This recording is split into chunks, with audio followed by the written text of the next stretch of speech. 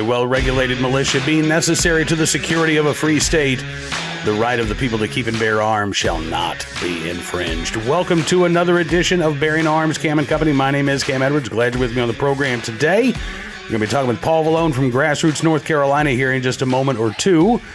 You know, I had said last week that I was planning on going to Harrisburg, Pennsylvania this past weekend to the Great American Outdoor Show. That those plans did not come to fruition. One of my kids asked me last minute if I would stay home. Wasn't quite ready to be left alone. So did the dad duty this weekend. Actually had a good time.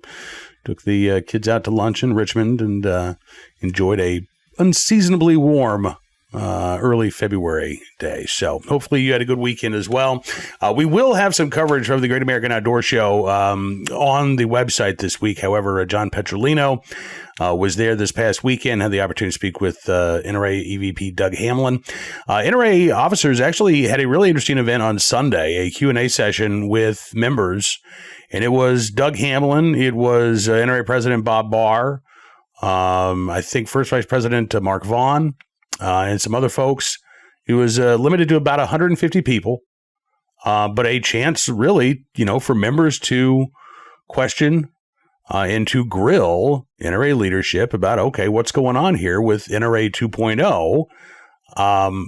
So I'm looking forward to see more coverage about that. And we will be talking, hopefully, with Doug Hamlin and NRA ILA Executive Director John Comerford within the next few days. I don't know what's going to be this week, but if it's not this week, it'll be next week.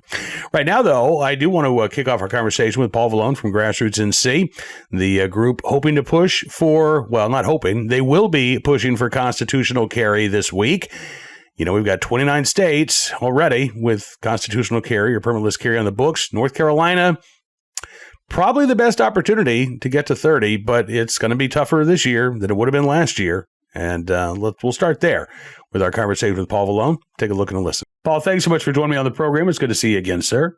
Well, thank you, sir. I appreciate you having me. Absolutely. So, you know, I don't mean to sound like a broken record, but you and I have both talked about this. I'm glad to see that the push for constitutional carry is underway in North Carolina in 2025. But boy, I wish that the lawmakers there in Raleigh had been able and willing to get this done last year. Yeah, I would agree with you. We had HB 189 all the way scheduled for a floor vote, and the then Speaker, Tim Moore, pulled it at the last minute after apparently the president pro tem of the Senate, Phil Berger, who is pretty much king of all he surveys in North Carolina, he said that because they had passed the purchase permit repeal, which was admittedly our priority, but he said that because they had passed that, they didn't find a need to do another gun bill, as if this was the bill of needs. So it died last session, and the sponsor, Keith Kidwell, probably the most pro-gun guy in the North Carolina General Assembly, he introduced it yet again early on, by the way, as House Bill 5. Okay. The good news is it doesn't have the watering down provisions that the Speaker had required to move the bill last time he introduced it in its original version. Okay, so this is just a straight constitutional carry. If you can legally own a gun, you can legally carry a gun. Well, I mean, nothing, I like to say permitless carry, because at this point, there are 29 different versions of constitutional carry. Okay, some better than others, and many of them, matter of fact, probably most of them have some level of restrictions that aren't just perfectly straight constitutional carry. Yeah. Ours is a permitless carry bill. Basically, what it does is it offers the ability to carry without a permit to anyone who would otherwise qualify for a permit. In other words, you don't have any of the violent misdemeanors or recent DUIs or any of the other things required. Okay. It does not require any kind of permit. It does not require any kind of registration or anything else. It has those parameters. And we've had some people complain that that's not good enough. Specifically, the Dorr brothers and their local one of their 24 or more organizations. This one called the North Carolina Firearms Coalition is telling people that this bill isn't good enough and that they should introduce a straight constitutional carry. Yada yada.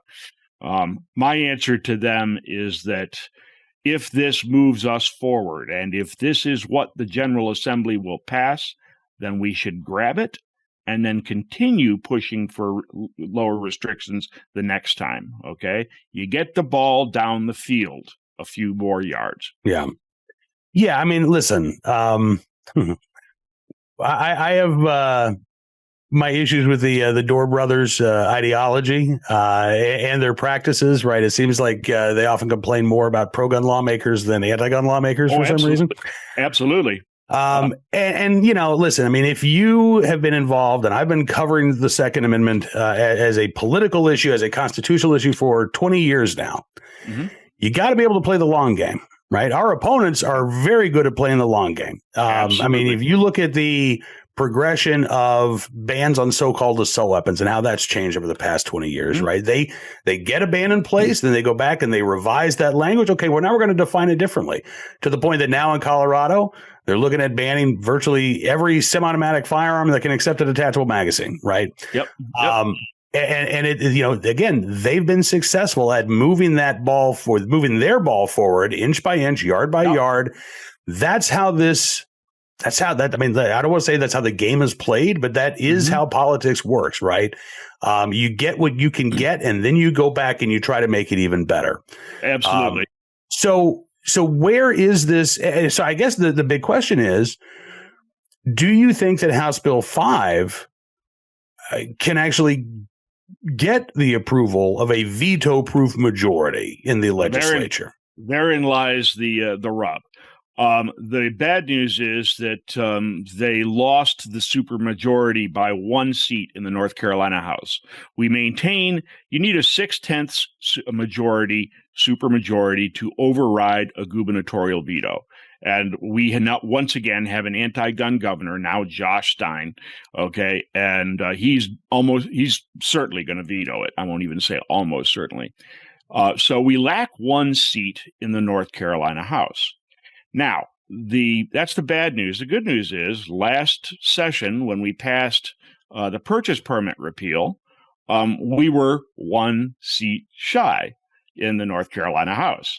The key lies in getting some of the Democrats, let's see, Shelley Willingham, Carla Cunningham, Cecil Brockman, and Garland Pierce seem to be the ones that may do a walk. They probably won't vote for the bill, but if you can get enough Democrats to not show up for a vote, then that gives you the 6/10 supermajority, and that's exactly what happened in the last session with the purchase permit repeal. In fact, it was kind of amusing. The Democrats, and admittedly, there's going to be a lot of pressure on these Democrats to show up and vote against the bill. Okay, that's what we're fighting against. I'm presuming we have all the Republicans, and I believe we do. But they put so much pressure on Tricia Cotham the last time for doing this. Death threats from the party of tolerance, you know, that sort of thing. The Democrats are remarkably, I guess, good at applying pressure to some of their people. They applied so much pressure to her, she switched over to Republican, giving the Republicans a true supermajority, and they passed a bunch of stuff after our bill got them the supermajority. We keep reminding them that it was our bill that got them the supermajority. And so we're going to be pressing on it this year. As you said, it's the long game. So my intention is to move the ball forward as much as we can this time around. The only kicker about, compromise, and we're a no compromise organization, but that means that you don't compromise your principles, but occasionally you have to compromise on tactics. If this isn't a pure constitutional carry bill yet, we're going to pass it. It moves the ball forward, and then we will clean it up as we go on year by year, because as you said, it is the long game. Absolutely. And it's also the option between getting, let's say 90% of what you want and getting 0% of what you want. Exactly. And I think we're always better off getting 90% and then fighting for that other 10%. Now if this were a circumstance where we were actually losing something, let's say they threw in something in the bill that would create additional restrictions for concealed handgun permit holders or something along those lines, we will kill that dead. Okay. We will not allow anything negative to creep into this bill. Okay. That is good to hear. So what's happening this week? You're asking gun owners to show up at the General Assembly, right? We are. We're going to show up on Wednesday, this Wednesday, the 5th of February at 8:30 a.m. in the printed bills office at the North Carolina General Assembly. I think it's 16 West Jones Street in Raleigh. And we're going to be basically doing a literature drop and introducing all of these new legislators to what they're going to see from Grassroots North Carolina in the near future. Because, of course, we use grassroots mobilization techniques. As the late Senator Everett Dirksen put it, when they feel the heat, they see the light. Okay. And we will be putting lots of heat on these legislators to move this bill. All right. Listen, Paul, again, I really appreciate you joining me on the program. I wish you the best of luck this session, including a great turnout on Wednesday. And we'll be talking again in the very near future. But thank you again for everything you're doing there in North Carolina to preserve and strengthen our right to keep and bear arms. Thank you, sir. And anybody that wants to find us can find us at grnc.org, grnc.org, and they can get all the information about Wednesday. Thank you again. Thank you. Paul Valone with Grassroots North Carolina joining us here on Bearing Arms, Cam & Company. My thanks to Paul for joining us on the program. And again, if you can get out to the General Assembly there in Raleigh on Wednesday, please do so to encourage Republicans and one or more Democrats to get on board with constitutional carry. Right now, let's turn our attention to today's Armed Citizen story, our good deed of the day, and our recidivist report. We'll start there with a case out of Utah where KUTV did an investigation revealing what they call a flaw in a plea deal for a kidnapper with, quote, sex offender tendencies. Yeah, this is a weird one. Mark Vincent Devine, excuse me, recently accused of contacting a girl as she was walking home from school. Devine has had previous run-ins with the law. In fact, it was in August of 2023. Devine was investigated after a 14-year-old girl was found in with Devine. I guess in an Airbnb at some place. Devine at that point was arrested. He was charged with kidnapping, and there were additional charges that were added as the investigation went on. 5 counts of sexual exploitation of a minor, all of which are second-degree felonies. The investigation found a Snapchat conversation where Devine had asked the girl for nude photos. But Margaret Olson, the Summit County prosecutor, offered Devine a plea deal. If he pled no contest to kidnapping, she would dismiss all of the remaining charges with prejudice, meaning that they could not be refiled. Well, as you can imagine, Devine jumped at that plea deal. The judge in this case, Judge Richard Mrazek, accepted the plea deal as well. And then, to add, I guess, even additional insult to this already light plea deal, the judge sentenced Devine to no less than 1 year, but no more than 15 years in prison, and then suspended the entire prison sentence. And basically put him on probation for 48 months, giving him credit for 113 days that he served in jail while he was awaiting trial. So even on the kidnapping charge, Devine got away with a slap on the wrist. And then last December of 2024, just really a few weeks ago, 1 year after he pleaded guilty or no contest while he was on probation, KTV reports that Devine was driving around in Midvale, Utah, when a 13-year-old girl was walking home from middle school. And allegedly, Devine tried to abduct that 13-year-old girl.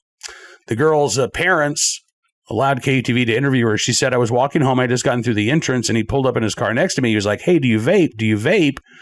And I couldn't hear him, so I asked him a couple of times. I was like, no, sorry. And he was like, oh, I was going to ask for you to buy one. And then he asked for my number, and I just said no, and he drove away slowly because we were in apartments. He took my sense of safety. Yeah. Apparently, police investigated this as a suspicious / potential abduction, as well as exploitation and enticement.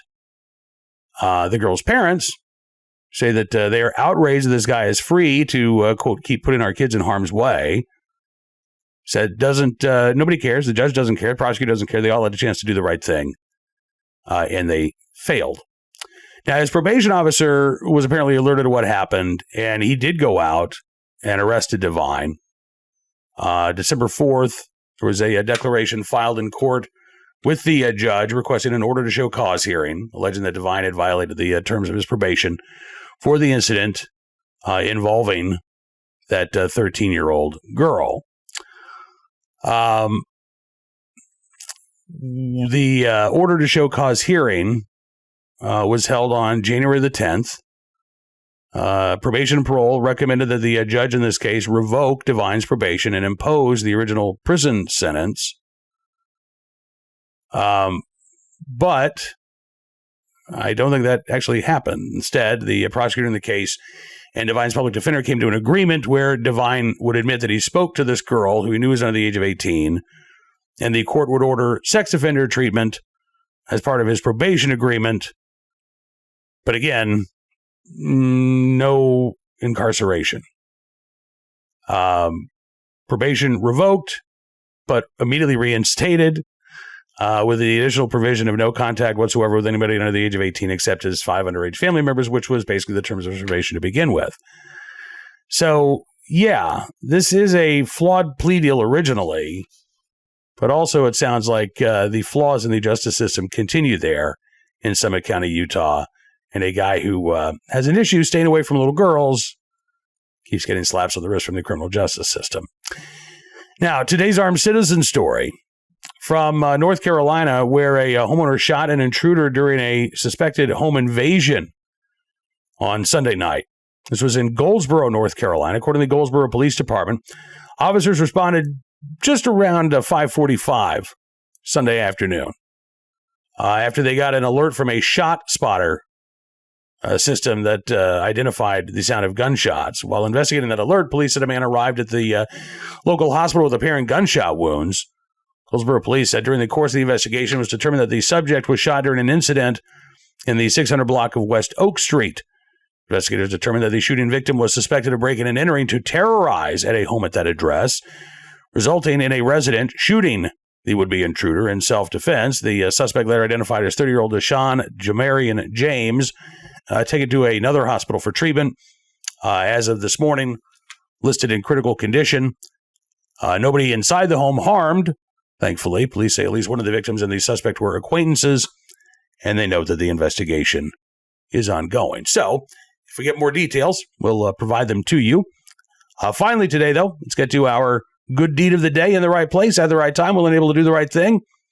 An Iowa man who saved a couple after their UTV fell through the ice in a lake there. Kyle Peterson was sitting at a restaurant in Okoboji, Iowa, waiting for his food to arrive, and he said he saw lights in the distance. Restaurant is there on the waterfront. He said something felt off, so he called 911, and then he decided to walk out onto the lake himself. When he got there, he found a couple stranded in the water. He was able to take off his jacket, use it as a rope, basically, to have them grab on. He could pull them out of the ice to safety. He said, I told him to keep going step by step a little bit longer. He said, we heard a fan boat coming. Said it was a huge sigh of relief. Said he's grateful that he was in the right place at the right time.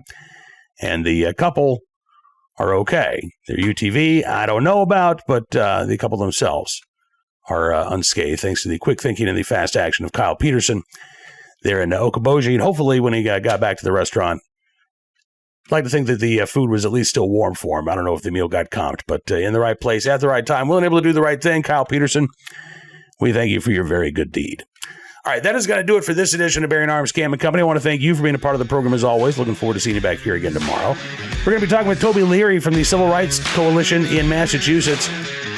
The effort to repeal Chapter 135 of the ballot box is underway, even as that sweeping gun control law being challenged in federal court as well. We'll get the latest from Toby on tomorrow's Cam & Company. Be sure to check out bearingarms.com throughout the day. We're keeping you up to date on all of the latest Second Amendment news and information from all across the nation.